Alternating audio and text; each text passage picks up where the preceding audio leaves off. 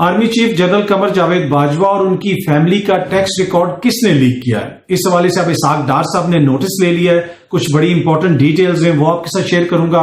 जुल्फिकार अली भुट्टो के पोते और मुर्तजा भुट्टो के बेटे, उन्होंने जीए भुट्टो का एक जगह पे नारा लगाया, लेकिन किस तरीके से लगाया और जीए भुट्टो के नारे के हवाले से उनका क्या कहना था, बड़ी इंपॉर्टेंट डिटेल्स हैं वो आपके साथ शेयर करूंगा। उसके साथ साथ जो आर्मी चीफ की तैनाती है उसके ऊपर समरी आई, समरी नहीं आई, मेरी भी आज किसी से बात हुई है, कुछ डिटेल्स हैं वो भी आपके साथ शेयर करूंगा। और उसके साथ साथ जिस तरह हालिया अरसे में पाकिस्तान में मुख्तलिफ चीजें तब्दील हुई हैं और खान साहब ने किस तरह बयानिया अपने कंट्रोल में लिया है, ये बड़ी इंपॉर्टेंट डिटेल्स हैं वो भी आज की इस वीडियो के अंदर आपके साथ शेयर करूंगा।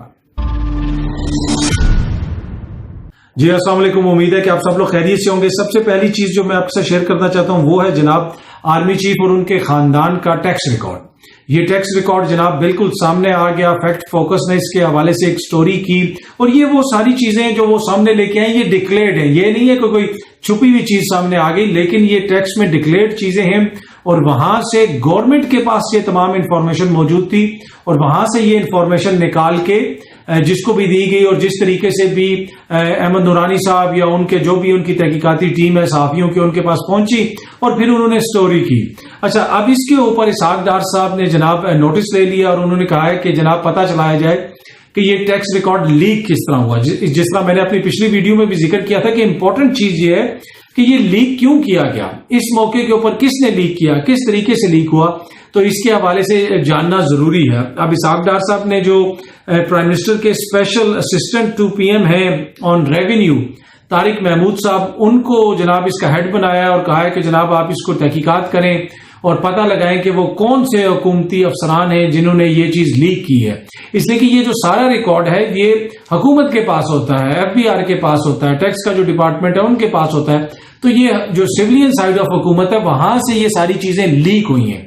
तो अब वो ये कह रहे हैं कि हम इसके ऊपर इंक्वायरी करवाएंगे और पता चलेगा कि ये किस तरह लीक हुआ और क्यों लीक हुआ।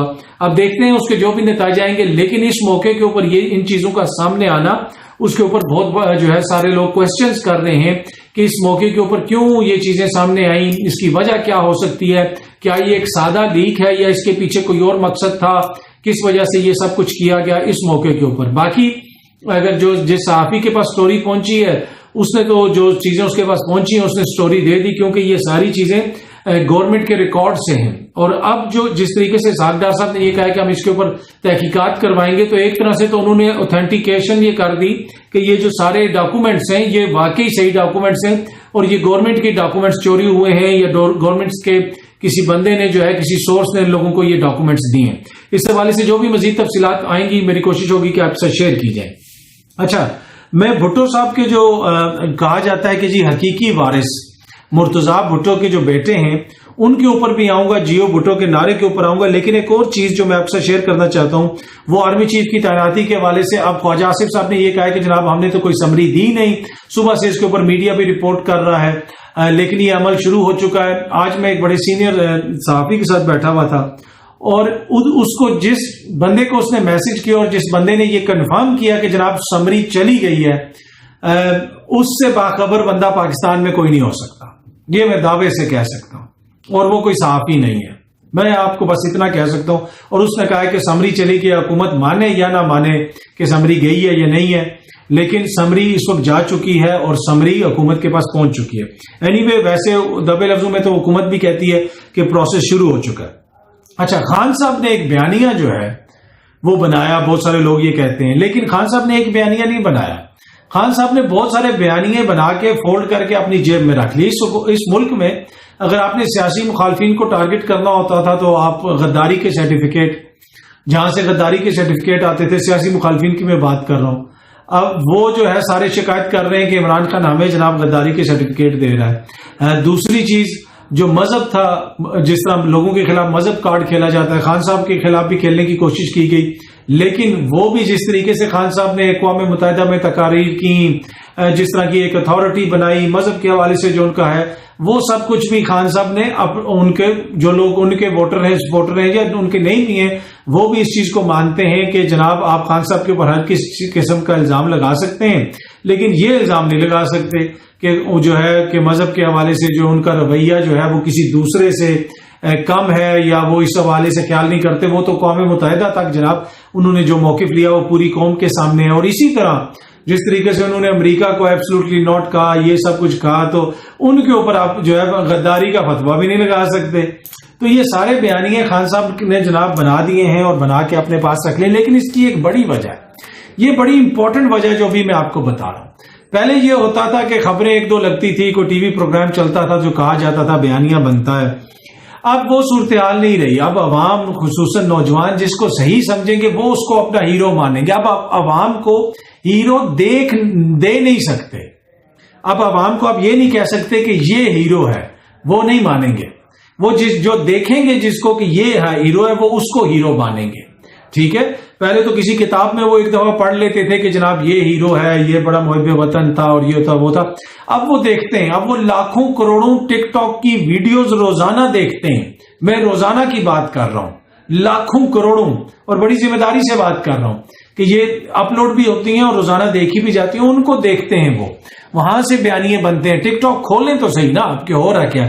وہ آپ ان کو کتابوں میں سال میں ایک دفعہ پڑھاتے تھے کہ یہ ہمارا ہیرو ہے، یہ بڑا بہادر آدمی ہے، یہ اس نے جناب گولی کھائی تھی اور بڑا ڈٹ کے مقابلہ کیا تھا.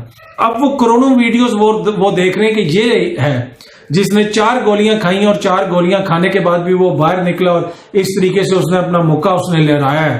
گولیاں کھانے کے بعد اس نے کہا کہ یہ ہے وہ ہیرو جس کے حوالے سے ہم کتابوں میں پڑھتے تھے کہ ہیرو تو محب وطن ہوتا ہے، گولیاں کھاتا ہے، بہادر ہوتا ہے. تو ٹک ٹاک کے دور میں جو ہے نا بیانیے جس طریقے سے بنتے ہیں اس کو اب آپ کنٹرول نہیں کر سکتے. اور خان صاحب نے یہ سارے بیانیے بنا کے اپنی قوم کے سامنے جو رکھے ہیں وہ اس طرح نہیں رکھے کہ انہوں نے کسی کو فیڈ کر دی اور اس نے مان لیا. نہیں، انہوں نے دکھایا ہے.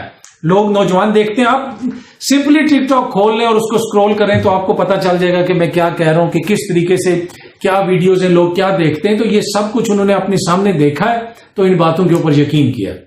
آخری چیز جو میں آپ سے شیئر کروں گا، مرتضیٰ بھٹو صاحب کے بیٹے ایک تقریب میں تھے اور وہاں پہ جناب نعرے وغیرہ لگ رہے تھے. وہ بھی سٹیج پہ کھڑے تھے، جی اے بھٹو، جی اے بھٹو، جی اے بھٹو کے نعرے لگ رہے تھے. تو بھٹو کے پوتے مرتضیٰ بھٹو صاحب کے بیٹے یہ ذوالفقار علی بھٹو جونیئر وہ آئے، انہوں نے مائک لیا، انہوں نے کہا بھائی بہت ہو گیا، بہت ہو گیا، بھٹو کا وارث صرف میں ہوں، بہت بھٹو نے جی لیا، جیے عوام، تم لوگ جیو، تم لوگوں کو اللہ حیاتی دے.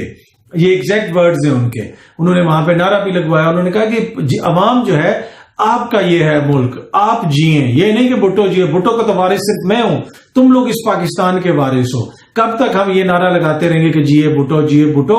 چھوڑ دو جیو کو. جب تک جیے عوام کا ہم نعرہ نہیں لگائیں گے تب تک اس ملک میں چینج نہیں آئے گی. جو میں نے ان کی چیزیں دیکھی ہیں، مختلف ان کی تصاویر وغیرہ، تقاریر وغیرہ، وہ جینون ان کے اندر جو ہے نا ایک عوامی لیڈر ہونے کا ان کے اندر مجھے پوٹینشیل نظر آتا ہے. اور یہ بات جو انہوں نے کی یہ مجھے بڑی پسند آئی ہے. جی اے عمران، جی اے بھٹو، جی اے میاں نہیں، جی اے عوام. جب تک عوام کا نعرہ آپ نہیں لگائیں گے نا پاکستان میں تبدیلی نہیں آئے گی. اور آج عمران خان کا کیوں بیانیہ مقبول ہے؟ وہ اس لیے مقبول ہے، وہ کہتا ہے میری نہیں تمہاری حکومت ختم ہوئی، تمہیں غلامی میں دیا گیا، تم نے ایبسولوٹلی ناٹ کہا امریکہ کو، ہم لوگ کسی کی غلامی نہیں کریں گے، ہم کوئی آپ کے غلام ہیں. تو وہ یہ نہیں کہتا کہ جناب میں تو میں سے باہر نکلیں اور عوام کا نعرہ لگائیں گے تو عوام کو سمجھ آئے گی. اور یہ مجھے جو ذوالفقار علی بھٹو جونیئر صاحب نے جو بات کی مجھے بڑی پسند آئی، میرے دل پہ بھی لگی کہ جناب چھوڑ دو بس آپ جی اے بھٹو یا جس میں ساری سیاسی جماعتوں کا نام بھی ہے، جی اے عوام. یہ عوام کا پاکستان ہے، یہ آپ کا پاکستان ہے، یہ میرا پاکستان ہے. جو بھی سیاسی لیڈر ہو، عمران صاحب ہو، میاں صاحب ہو، زرداری صاحب ہوں، یہ تب تک ہی ہم ان کی سپورٹ کریں گے جب تک وہ عوام کی سپورٹ کریں گے. مطلب ہم تو رپورٹ کرتے ہیں، ہم سے میری مراد ہے عوام تب تک اس کو سپورٹ کرے گی جب تک وہ عوام کا فائدہ کریں گے یا عوام کے لیے لڑیں گے. تو جیے عوام، جیے پاکستان. بہت جلدی آپ سب دوستوں سے دوبارہ ملاقات ہوگی. بہت شکریہ.